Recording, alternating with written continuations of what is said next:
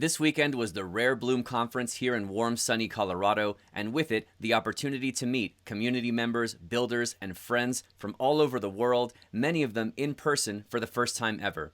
One of the highlights for me was finally getting a chance to be able to sit down with Patrick from the NMKR team, and we had a fantastic conversation on a whole range of topics, starting with, philosophically, what does it even mean to have an NFT, and when you buy one, what are you actually buying? For functional NFTs, where are we at today, and what's the roadmap on where they can go moving forward? Then along those lines, how do we take our digital NFT assets and tie them to physical assets in the real world? And how do you use auditing to make sure those two things stay linked together? In terms of the risks of data persistence of your NFTs, how do you take that into account, and how can you potentially work around it? And then, of course, how do we onboard the masses and bring everyone in? It was an amazing conversation, and I learned so much. I'm sure you will too. I really hope you enjoy. Welcome back to Woodland Pools. We are here at the Rare Bloom Conference and finally had a chance to sit down with Patrick. Patrick, it's great to finally meet you in person. Yeah, it's been incredible. Yeah, it's been a really great time. I mean, the conference has been amazing, right? I mean, it's been a blast. It's been really good, yeah. And the coolest thing I think has been just like being able to finally meet up in person with people like yourself that we've been kind of like communicating back and forth for a while now, and it's just I'm glad we had a chance to sit down. I wanted to maybe ask you a few questions, stuff that's kind of been on my mind, because we've been interacting a lot. We've done a lot of videos covering NMKR, and then you guys obviously have like a lot of great work that you've been doing lately. So maybe just for those folks who don't have that background, if you can introduce yourself and who you are and a little bit about NMKR. Sure, I can try. So I'm Patrick. I used to study computer science, so I'm a programmer by trade. And then I founded NMKR, and the idea of NMKR is really to provide web-free infrastructure and make it easier for people to build stuff on Cardano, because building on Cardano at the moment is very hard.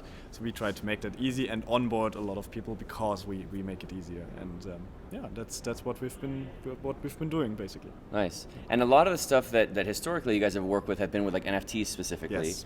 And I think a lot of times when people think about the NFTs, they think about them in terms of collectible like JPEGs and things like that, right? Yeah. But I think when you were doing your talk earlier today, I think you phrased it really well. Like maybe you can like clarify for some folks that I think there's a certain conflation there, that they think that it's always that. So in your mind, how would you define what is an NFT? Yeah, I mean, I'm a programmer, so my answer is pretty pragmatic. To me, an NFT is basically a unique token on the blockchain, and that token represents some sort of ownership over something, right? And that something can be whatever you want it to be. A very easy use case at the beginning were the collectibles, because it's kind of similar to trading cards in real life. Yep. But I feel like we're getting past that point where we can actually now see like more use cases for NFTs. Mm-hmm. And we can basically put everything on there, right? So you can think about real estate. You can think about all your insurances, having them as NFTs, stuff like that, right? But it's difficult to get there, and that's really where we need to be going. Like we need to be making it more accessible for people who never even interacted with a blockchain before, don't know how to set up a wallet. So that's really where I see myself and NMKR, that we provide the infrastructure for people that actually want to onboard users who don't really care about crypto or blockchain, or so they just want to benefit from the benefits of NFTs, right? And not really have to care about seed phrases and stuff like that. Yeah, and that's a great point. I'm glad you. So there's a lot there, and I'm glad. No, it's totally fine. I'm glad you got into that, because one of the big things that I think a lot of us have been talking about for a while, and so like on the channel, the kind of NFTs that we try and focus on, and I know a lot of the things you guys are moving towards, and even the things that you mentioned, are these more like functional NFTs, right? Right. And in your mind, what are some of the... So, there's a spectrum here in terms of ones that we see functionality available today, and then there's ones that are maybe like shortly around the corner, and then some that are much further into the future, right? And what are your thoughts in terms of like some good functionality that with the existing integrations and technology, things that NFTs can be used for now, and then where do you see those kind of going, and what that roadmap looks like for functional NFTs that are more than just a collectible because you enjoy the art, Right. I mean, I personally think that the entertainment space is the most accessible space, because there you can try out a lot of different things without having to worry too much about regulations and stuff like that. Putting a house on the blockchain is very difficult from a regulatory perspective, but making an NFT for a digital house in some sort of game is very easy to. I think that's where we're going at the moment, and we see a lot of that stuff happening right now with music. You know, on Cardano we have amazing projects like Project Neum, for example. We see that happening with ebooks, with Book.io. Yep. We see that happening with all the games being built on blockchains, of course on Cardano, Cornucopias, Pavia, etc. And even more happening on the other chains, to be honest. So I think that's like the short-term stuff, and I do think that there will be a tipping point as well, where people own more, people own more in the digital realm than they do in the real world. I think that's even I think that was even a report by PwC or something like that. So that, you know, that thing is happening, and I'm scared of having this future where all of the stuff that we own digitally is going to be owned by or only rented from big corporations, right? So like Amazon, you know, I stream Lord of the Rings there, but I don't really own the stuff. Or like even my video games, like Steam. What happens if Steam goes down? Then suddenly I lose 500 games and stuff like that. So it's a big problem, and we need to bring back the ownership into the digital realm, and then I think we're ready to connect the physical world with the you know, blockchain, crypto, digital world. And I love how you keep setting up my segues perfectly, because that's literally the next thing I was about to ask you about. So the digital ownership thing, I think, makes complete sense, right? And you know, and it's funny when I feel like when we all and you probably have gone through the same process, when we've talked through what blockchain can provide and what Cardano and blockchains can do, I feel like, you know, maybe when we were having that conversation 2 or 3 years ago, the immediate conversation was, you know, instantaneous, low-cost, permissionless value transfer, right? But now that NFTs are really growing in their ability for functionality and things like that, then the example that I always give people when they're asking like, oh, why Cardano or why blockchain, I similarly always talk about Book.io. I'm like, you have this thing, it's in your wallet, so you have it in your wallet, and then everybody immediately understands it, right? And then, you know, just like you said, like if it goes off of Kindle or whatever, or they get into some licensing agreement and they pull it, you paid for it, no one's going to refund you that, right? It's just gone, right? Exactly. So that I think is dead on, and it's really great. But the next piece, right, the next logical step, which is what you were just mentioning, that I've been thinking about for a long time, is that connection of the physical to the digital world. And it's something that I feel like we talk about a lot in terms of, because it immediately makes sense. Like things like full or fractional ownership of like your deed to your house, or one, you know, like you remember I heard a lot about it in the past few years, and I never really heard again about like beef chain, about like livestock and like that. And then there was like the government of Georgia with IOG doing like the tracking of wine and things like that. Exactly. But then for me, fun fact, sorry to cut in. Yeah, no, totally. Do you know that I think the founder of Beef Chain is actually Tony Rose, or he used to work for the Beef Chain, so he's like I didn't know that. He heads Atala Prism. Yeah, you should talk to him about that. I did not know that. Yeah. So for those who don't know, Tony Rose is the lead of Atala Prism at IOG, which is the whole decentralized identifiers and DIDs and all that. And in the future, we're going to have to do a deep dive on Atala Prism. But I did not know that was Tony Rose. That's so funny. He told me recently, so I was also quite surprised. I don't know what exactly his role was at Beef Chain, but I appreciate it. That's a very fun fact. I appreciate that. But so then along those lines, though,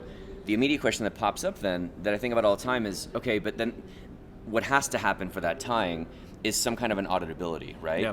But so in your thought, because you're very deeply tied into these different industries and things like that, do you see it more likely that audit tracking is going to come from technology and crypto companies that then broaden their product set into auditing, or do you see it that like existing auditing companies are going to then now start doing auditing of crypto ties to NFTs?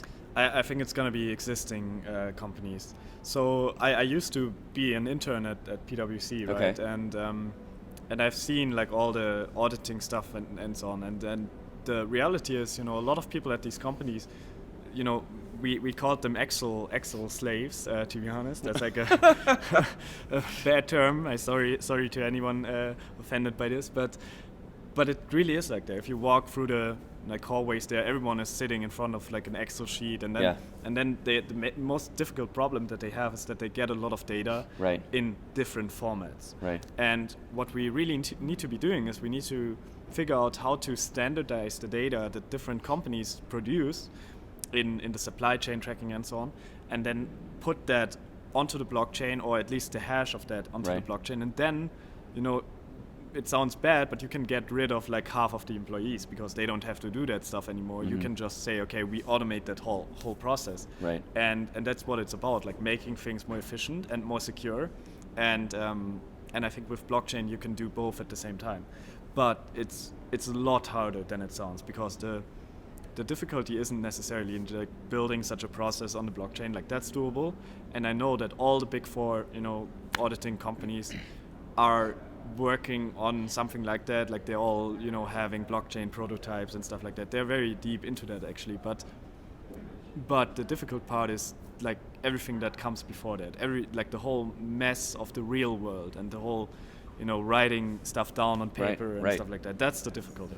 And if we can solve that, and it's going to be like blockchain is a small part of that, right? So you have to use AI to make sure that the data input is correct. You have to, find more standards and so on. And then if you combine all that, and then you have like the little blockchain part, then you can really optimize processes. Right. Yeah. Well, because that's the thing that that's the part that I always get hung up on, right? Because it's like, because philosophically and theoretically, this all makes sense. Like, oh, that's easy. Yeah. But then to your point, I think that the real difficulty comes in like the much more traditional, long before blockchain stuff of like literally, how do you do like, so even if like, even if something as simple as like the wine tracking thing, how do you make sure that that the actual thing that was scanned was the actual real thing? Yeah. Unless you have some kind of compliance officers that are walking around doing this part of auditing, right? Because it's simple enough to say that like, oh yeah, this barcode is tied to this hash on the blockchain. Yeah. But how do you actually really know that that's the one and that it wasn't swapped and that the person who did it, like, because there's always,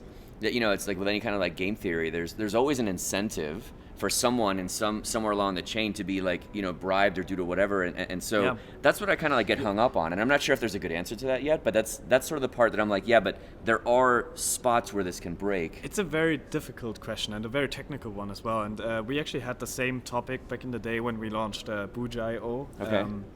Because there, you have this amazing, very expensive Andy Warhol piece. Mm-hmm. And of course you can go ahead and you can scan the piece and put it on the blockchain, but how do you do that connection from both sides, right? That's the difficult part, like connecting the physical piece with the digital and the other way around.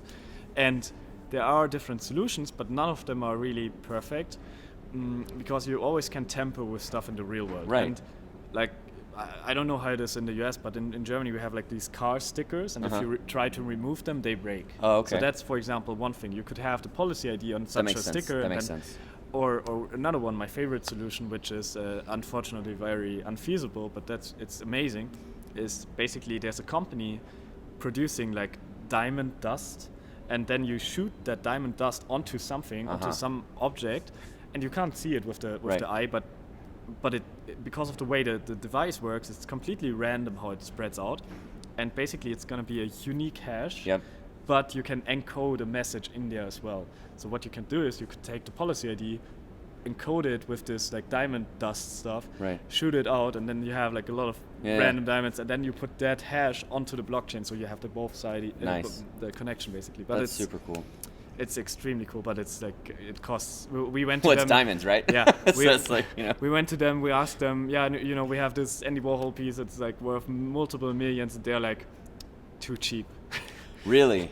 Oh wow. Yeah. But I do like that idea because it almost becomes like a microscopic QR code, right? Yeah. Where it's just kind of like it's it's exactly the same functionality, but it's just at a layer that you can't see with your naked eye. Yeah, and also randomized. That's the important thing. So it's really a hash, like a real world hash. Yeah. Yeah. Interesting. And so that, to your point, that could be a whole other like follow-up conversation that we could have. Yeah. But like, because the other thing too that I think about also too, like long before the software development stuff, right? My original background was like in industrial engineering, and so then when you think about like quality control, you think in terms of like, well, then are you going to be checking every single unit of a thing, or you do some kind of statistical sampling and call that good enough, or whatever. So that's kind of so that's kind of so that's kind of a whole other thing too. It's just like how much do you test? But so with the other piece too, like even thinking about then if we take a step back to like what's popular right now, right? The main thing people are used for is like for collectibles, like collectible NFTs that you store in your wallet because you like the image, whether you're speculating on it or not or whatever else. And this is something that you and I have talked about that I think is sort of like a thing that a lot of people don't like talking about, but I think it's important to have a conversation about. Is like, the notion of like data persistence, right? Because I think what maybe people don't realize is that on the Cardano blockchain, it is by design, and Sebastian and others have talked about this kind of thing, by design, the Cardano blockchain is not intended to store large amounts of data. Yep. So when you have your NFT and you're like, oh, okay, it's in my wallet, it's like, well, what you really have, and correct me if I'm wrong on any of this, but what you really have in your wallet is a transaction with metadata with a link to where an image is hosted for your thing, right? So it's not that your image lives on the blockchain. It's just like a link, like as if you were on a website and you linked it to another place. And right now, the majority of those are hosted on like some kind of IPFS, right? Yep. And then there's redundancy, like I know NMKR does this, I know Smaug does this with his pool, where there's pinning and stuff like that. But I mean, what happens if, if either Smaug takes down his pinning or NMKR does, or if there's not even those redundancies and the person hosting the project stops paying their IPFS fees to block for us, what happens to that image? Yeah, it probably goes down. It's not available anymore. That's the thing. So, and I feel like that's something a lot of people get wrong. I mean, your explanation was very good of what IPFS is. It's a decentralized storage mechanism, basically. But, it doesn't really matter if the image goes down, in my opinion, because the NFT is not about the image. It's basically about proving that you own the image, right? So the image isn't there, but the image can exist wherever you want to. Yeah, I can right-click, save the image, right? But it's about proving that you own the image. And to me, the important thing is that we get to a point where people actually know what they're buying with the NFT. Because in most cases, the NFT is literally just a token and a link to an image, right? Right. That's useless. Like right. It's nice if you want to collect that stuff. Yes, okay, but it's kind of useless. So we need to get to a point where we say, okay, if I buy this NFT, I'm buying the like commercial rights to the image or something like that, or to the IP or whatever, and we need to have that clarity. And a lot of projects are doing that, like not Ape Society, Bored Ape Yacht Club is doing that. For example, you can have if you own the NFT, you actually own the IP to that ape, and then you can open up restaurants, do merchandise, whatever you want, and I feel like that should be pushed more. And we are doing some stuff. We have the NFT licensees, but it's not really like the community doesn't really understand that yet. That essentially it's not clear what they're actually buying. So yeah, I've been trying to push for that a lot. But sorry, just to go back to the IPFS stuff. So the cool thing about IPFS is basically it's not just a regular link like on a website, right? It's the actual hash of the image. So the link is generated out of the image. Mm-hmm. So if you have the image stored somewhere, you can re-upload it to IPFS and it's gonna be the exact same hash. And that's the nice thing. So even if it goes down, you can always restore it, basically. So then that's actually a really great explanation, where it's like that the important thing, and this is how we started our conversation, it's great to bring it full circle, that the important thing is that the proof of the ownership of the image. Yeah. So it's probably, this had never even occurred to me, but it's probably then a best practice for like the NFTs you have, you're probably encouraged to right-click save your own NFTs. Yeah, exactly, yeah. Because then the ultimate redundancy is what you have, and then I guess worst case, you could always just upload them yourself and pay your own IPFS fees if you would like, and then now you have full access to it back to your wallet. That's really, really interesting. Exactly. I did not know that. That is so cool. Yeah, and that's why I like IPFS. A lot of people are kind of critical of IPFS, but I think it's a great mechanism, and it makes a lot of sense because like there needs to be some sort of incentive for people to upload your image, right? Right. So like for us, we host on our own servers, which cost us money monthly, and Smog uploads images to his servers, which also costs him money. Right. And Blockfrost does the same, and Pinata is the most used IPFS pinning service, but it's quite expensive. So like in a few years, if you use like a random minter or so, it's probably gonna be down, and that's a big problem I see. But as I said, you can re-upload them yourself. Save your own, good practice. Exactly. But so I guess along those lines, why do you think that IPFS specifically has gotten so popular? Because then there's other chains like Arweave and even like Filecoin and things like that. Wouldn't that be a more resilient way to do that? Or why do you think that people have chosen? Because I was talking with Andrew Westberg. Yeah. And what they're using for Noom, because they have as much larger data storage concerns, and they're using Arweave. And so it made me think, well, if that whole thing is part of like the guarantee that you get with Arweave is like what you upload should be reliable to be there for 200 years, then like why wouldn't that be something that people would use more often? Like for example, for like NMKR, like what would draw you more to IPFS and like Blockfrost or whatever versus doing like a separate chain that specializes on data storage? I do think that IPFS is more elegant in a way as a protocol. I think the concept is very easy to understand and it just makes sense. And Arweave, I actually wrote about Arweave in my bachelor thesis a little bit. Oh, cool. And so you've heard of it. So I've heard of it. I took a deep dive and and also in a few other storing protocols. And the problem there is always that, you're kind of, how do I say it? You're kind of not focusing as much on the decentralization part of it and the stability of the blockchain part of it. Got it. Because you are using a different method to verify if the data is still there.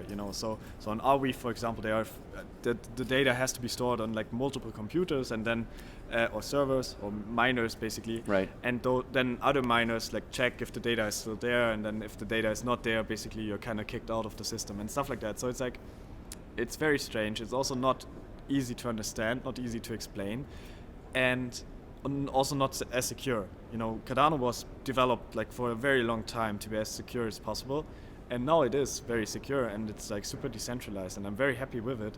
But then there's like this other protocol, Arweave or whatever, and they use a completely different consensus mechanism, and the what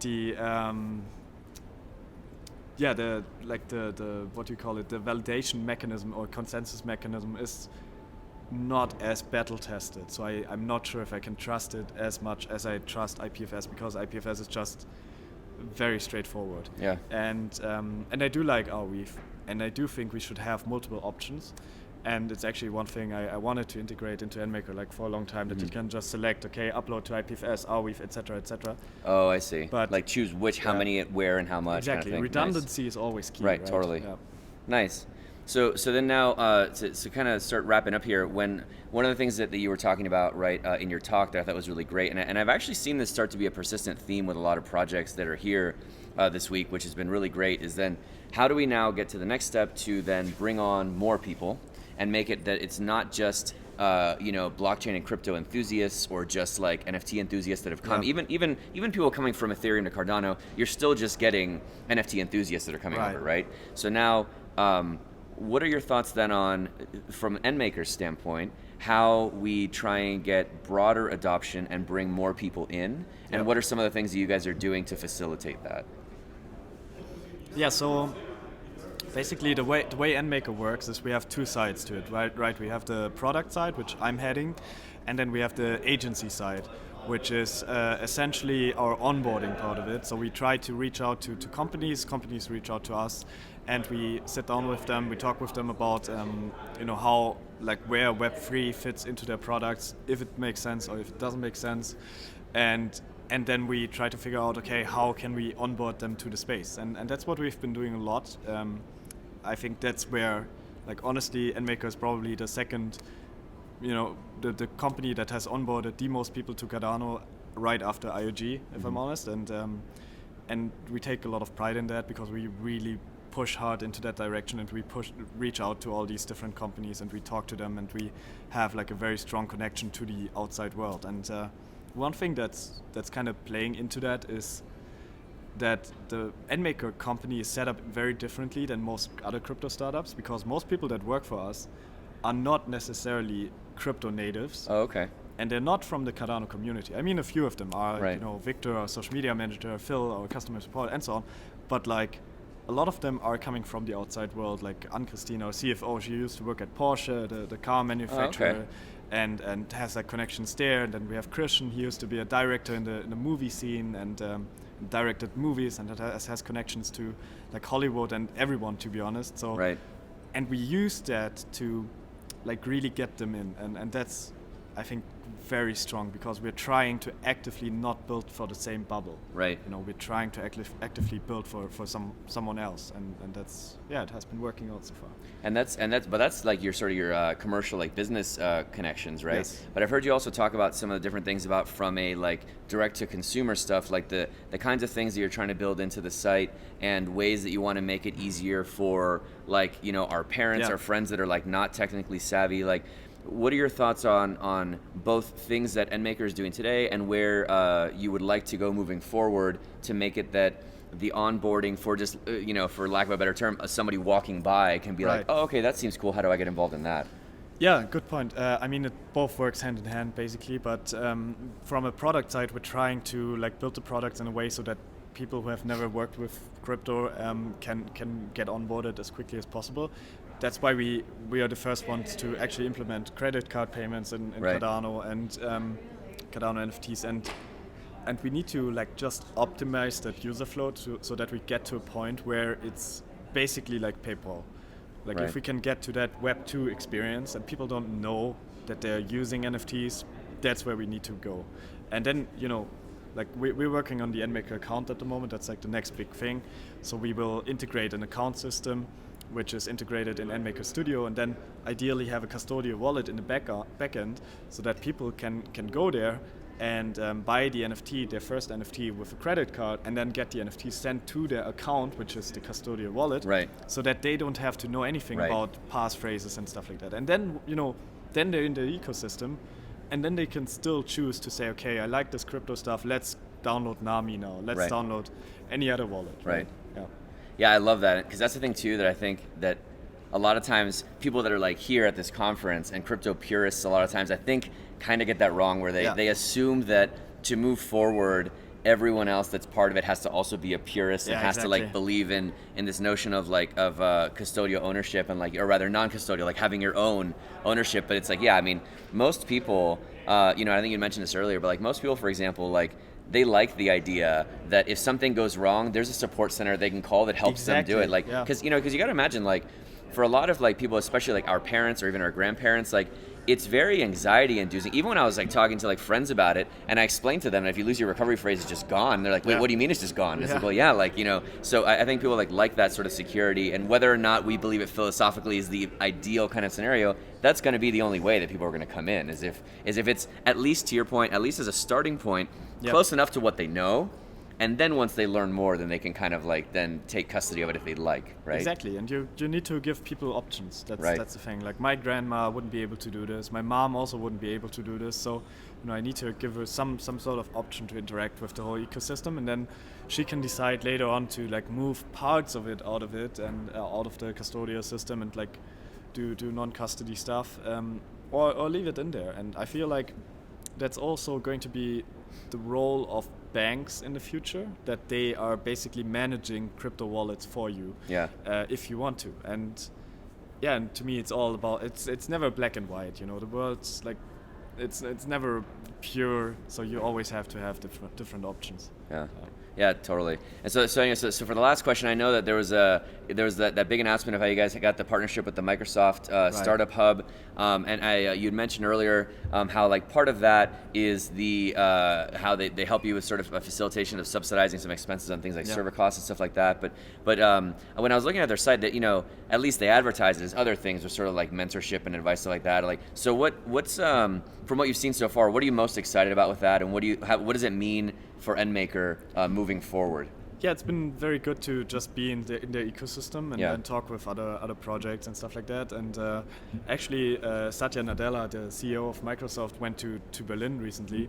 So we got like a private invitation to like a business dinner with him. So that was really so cool. That was so cool. That is so cool. The thing is, I couldn't go because I wasn't there. Fahim went, my co-founder, but yeah, that's so cool. So like this kind of stuff helps. And we actually, on our YouTube channel, we have an interview with one of the Azure people from Microsoft to just talk about where blockchain makes sense for Microsoft and stuff like that. So we try to like kind of push them towards Cardano a little bit, but it's a corporation. It's not like Microsoft is gonna deploy the whole infrastructure on ADA now or something like that. Right. Well, Patrick, thanks so much for sitting down with me here. Like, is there? This has been a fantastic conversation. I've learned a lot as we've chatted, and this is the kind of stuff that I've been curious about and wanting to learn more about NFTs for myself. Like, I've been slowly moving into it and trying to get more into it. Now we've got things like ADA Handle and Book.io and some of these other ones. It's been like Patrick. My knowledge of it has been growing, but but you're one of the foremost experts in this, and I really appreciate you sitting down with me and chatting. And hopefully we'll do it again in the future. And if nothing else, we'll see you in Switzerland. Of course, yeah. Looking forward to that. Thanks so much. Thank you. Yeah, thank you.